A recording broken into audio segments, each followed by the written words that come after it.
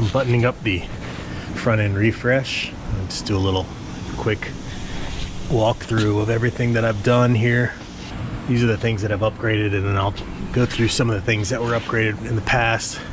I went with the Bilstein 6112 coilovers. They're not, they're not high level coilovers, but they're 2.6 body, I believe, which is significantly larger than what the 5100s and the other stock size shocks. They have a lot better dampening. I'm running a 650 pound spring because that's what these shocks call for. I always try to run the coil rate that goes along with the shock. They always perform best that way. I had these before, but these are Built Right, a company out of San Diego. Upper control arm, it's a uniball conversion. I've had them now for, I don't know, almost a decade, and they've been fine. They've been great, actually, and I don't even take care of them like I should. Probably need to oil them, but the uniballs held up well. I went ahead and gusseted the spindle like I have in the other, showed that in another video. This is a Total Chaos spindle gusset. Welded it all the way down around the top. I modified it just slightly so it has more contact patch with the spindle neck. When it comes out of the package, it kind of sits forward a little bit. I wanted to get a nice contact area. I've also welded the uniball slug adapter to the spindle itself, just to add some strength to this neck area, and I may end up wrapping a piece of flat strap, like, I don't know, 3/16 or something flat strap around here to increase the strength even more. I also did new brake lines, stainless steel braided and Kevlar covering. I believe it's Kevlar, I'm not sure. I got these from Crown Performance, also out of San Diego. I bought these a while back, just had them sitting in the garage. These actually replace, normally this hard line goes into another hard line, goes into a rubber soft line and then connects to a hard line down here, and this is just one piece that replaces the whole thing. I couldn't quite get them to sit in the spindle brake retainer bracket very well. It wanted to turn too much on droop and travel. So I've left it floating for now, but what I've done is I've wrapped it in a piece of, I believe this is fuel line, I'm not sure. I spliced it and wrapped the piece that contacts the spindle in this fuel line. We'll see how badly it rubs. If it starts to rub through this over time, I'll figure out a more permanent solution to keep it off the edge there, but this should be fine for now. Allows full droop and full compression. And I got these from a company called Wits In, W-I-T-S. These essentially plug the ABS sensor hole, and they also have a Zerk fitting built into them, so you can put a little grease in the spindle if you want to.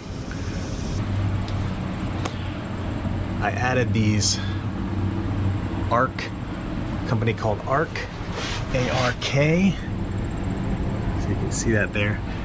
They make a one-piece splash guard to replace the stock splash guards. They're significantly thicker than the stock splash guards. I hadn't run splash guards in a long time, but I thought probably a good idea to put them up in there. So these are really, really nice product. I have these are the Wheelers Off-Road Duro bumps, I believe is what they're called. It's sort of a progressive bump stop as opposed to the stock bump stop, which is just a standard piece of rubber. So what happens is the bump hits this and it compresses down slowly instead of just traveling full speed and banging into the bump stop. They actually make a pretty big difference. You're only supposed to run one of them though, because you still want to have the stock bump stop to give it to a full stop. These were in before, but I have axles from CBJ. They're just remanufactured OEM axles. I'm running the high angle boot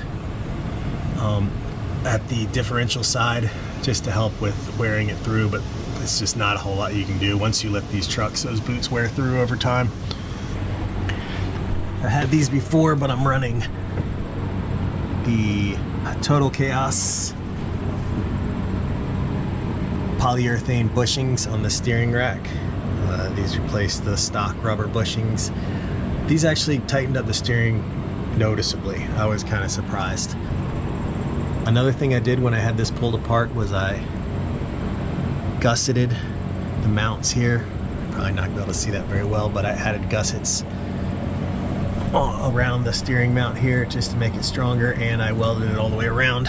And I also added a plate gusset over this side for the two mounts.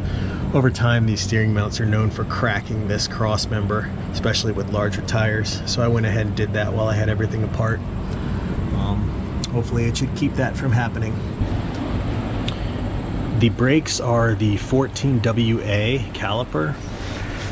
These come on Lexus GX460 2010 and up, I believe. Also on some later model 4Runners 2014 and up, I believe. They're not a direct bolt-on, but the modification is fairly minimal.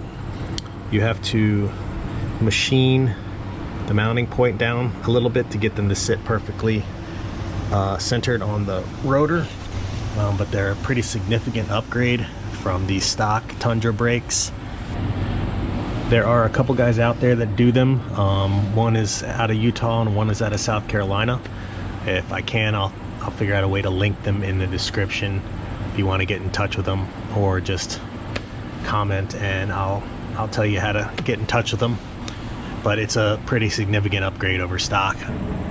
Also, when I had the front end torn apart, I had the front differential re-geared to 529 gears, and I'm running an Eaton Harop e-locker that I have not wired up yet. So that is about it for the front end upgrades. Just in the process of putting it all back together to flush the differential, break in the gears, bleed the brakes, and see what needs to be modified once I get it back on the road. Take care of the odds and ends. So yeah, that's about it for now.